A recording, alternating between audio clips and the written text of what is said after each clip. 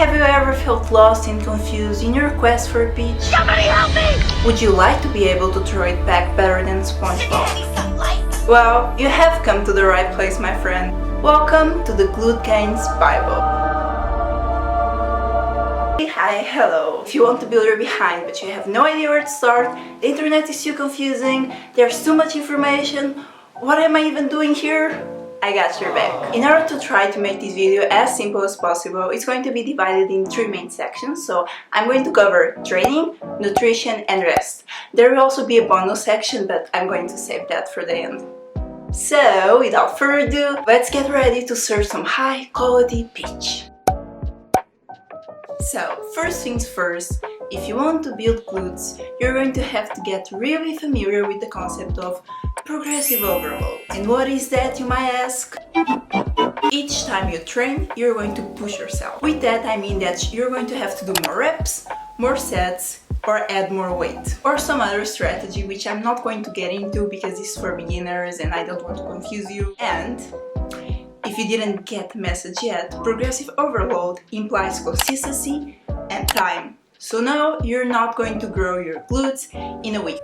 Wait a damn minute. I'm sorry to break it to you, someone had to. Progressive overload is also why most people that you see with great glutes, I mean the ones that do work out and didn't get plastic surgery, usually go to the gym. You might see a lot of exercises that claim that with body weight or resistance bands you're going to get the greatest glutes of your life. Well, the truth is, they're not going to get it. Those workouts will get you results if you're a total beginner. AKA you have never worked your butt in your whole life, but you end up hitting a plateau, which means your glutes really won't grow unless you add more weight. With that being said, you can grow your glutes at home as long as you have weights and patience, but I would strongly encourage to just go to the gym because it will be more budget friendly and you can also meet new people, who knows? Sorry, I have to laugh just because just the fact that you... So now that you know that you have to push yourself, that time and consistency are essential, let's talk about how to build your workout routine. First, you should be training your glutes 2 to 3 times per week. Personally, I do 3 because number 1, I'm a masochist, and number 2, love me some leg day. In the days that you are going to train, you need to make sure that you pick the right exercises. So none of that fancy stuff you see on Instagram that looks very weird. I would say cool on camera, but to me it's just bizarre. The exercises that will give you the results you want are usually the basics, and I'm going to list some of my favorites to help you out a bit. Hip thrusts. You're probably going to see this exercise everywhere, but the truth is, it does work. Romanian deadlifts or single leg deadlifts. Lunges with the glute bias. So for example, the famous or infamous Bulgarian split squats that everyone loves to hate on, but the truth is they do get you results. If you don't want to dance with the devil, literally, you can also, for example, do walking lunges or static lunges or whatever lunges, just with the glute bias. Then we have a squat with the glute bias, and the way you can bias your glutes depends on how you perform the exercise. A leg press with, you guessed it, a glute bias, hyperextensions, which are a bit of an underrated exercise, but it's starting to gain more popularity, and lastly, a glute medius kickback. Each time you get your Q test to the gym, you should not be doing more than 4 to 5 exercises because, first of all, if you can do more than 5 leg exercises, it means that you are training like a...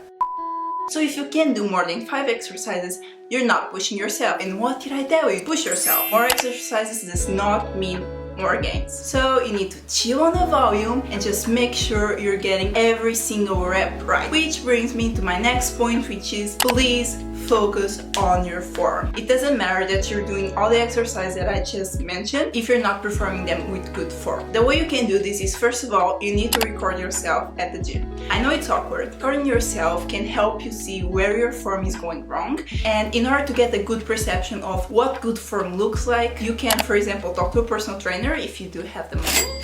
The internet is full of plenty helpful people that have great quality content. Another thing is that every time you step into the gym, you need to have a plan, which means you're not getting into that gym and just picking random exercises. What did I tell you? Progressive overload. So when you build your workout routine, you're going to write each exercise you're going to do, the reps, the sets, and the weight you're going to strive for. Once you have your workout program, you should stick to it, which means no switching. There are some places in which imagination is good, but the gym is not one of them. And please don't listen to any of that muscle confusion bullshit that you might see online. I hope you don't, because that is not a thing. So don't be switching exercises. Stick to your plan, stick to good exercises, do progressive overload, and you are going to see results.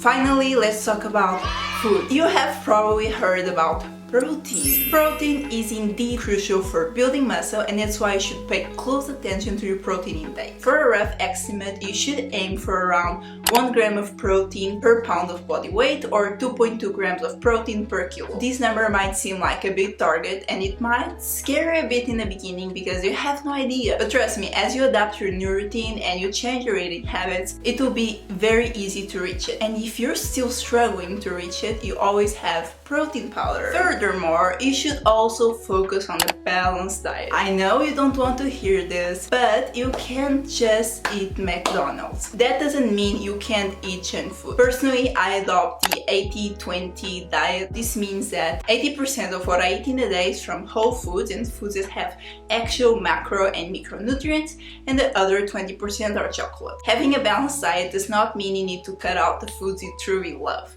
So yes, you can get McDonald's, just don't get it every day. You should also make sure you're drinking your water. Water is not only essential for your health, which should be your priority, because I mean, you only have one body and your health is the most precious thing you have. Did I lie? But muscle building also requires water. When we talk about nutrition and fitness, supplements is a topic that always comes up. Like I mentioned, you can take protein powder. The other supplement that you can also take is creatine. Creatine is the most well-researched supplement that actually has an impact on your results. However, just because it has an impact doesn't mean it will get the gains for you. You might see other supplements floating around. If you're having a balanced diet, you're just wasting money. Oh, and lastly, a lot of people say that if you want to build muscle, you have to eat in a surplus, aka a bulk, aka you eat above your maintenance calories. In reality, as long as you have energy, you don't need to eat more calories. If you're underweight, then yes, that's a great thing, you should do a bulk. Don't be afraid of eating more, but if you're already happy, then I wouldn't recommend doing a bulk just for the sake of doing a bulk. Oh, and one more thing. I know there are a lot of people that track their food, that weigh their food. Personally, I do the same. And the truth is, you don't have to do it. However, if you are a beginner, I would recommend doing this just for the sake of getting more knowledge about nutrition. It's not a must, and if you feel like it's going to affect you and you're going to be obsessed, then for the sake of your mental health, please stay away from it.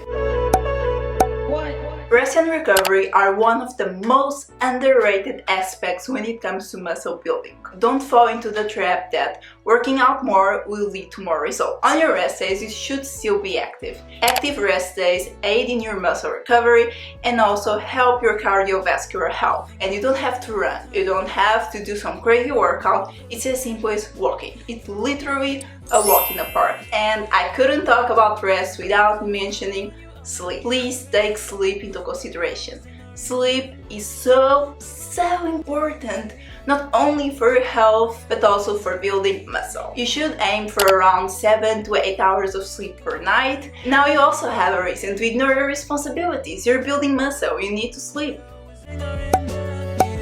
You have to be aware that your genetics will play a big role in how you build muscle. Some people have great genetics. In a month, they will get the results that someone with bad genetics maybe won't even get in a year. That shouldn't discourage you, because you might have bad genetics, but if your hustle is on point, you can still get results. This is also why you shouldn't compare your fitness journey to other people, because you don't know their genetics, you don't know what they're taking, because yes, women also take steroids, and you also have to factor in plastic surgery, because a lot of women have actually just gotten Brazilian butt lifts. I feel the need to say the F word now. And also, I don't feel like I need to say this, but I'm just going to say it anyway. You need to be aware that in the age of social media and influencers, Photoshop is a thing. So many of the amazing transformations you see are not only just genetics and surgery and whatever, it's also photo editing and angles and lighting. Just don't compare yourself to others. Building muscle requires time. For you to see significant results, you're probably going to have to train for years. And yes, you do get more results if you're a beginner, so If you have never went to the gym, you're probably going to get your results faster, but after that it will slow down. Working out is a privilege and you should treat it as such. So that was it! Congratulations! You have now reached the end of this video and you're finally fluent in glute gains. With all jokes aside, I hope this video was helpful. I tried to make it as simple as possible. If you have any further questions, you can just leave them in the comments. If you want me to make any other videos about the topics I mentioned, because this was just a very simple overview, I would be totally available to do so. Thank you so much for watching and I'll see you on the next one.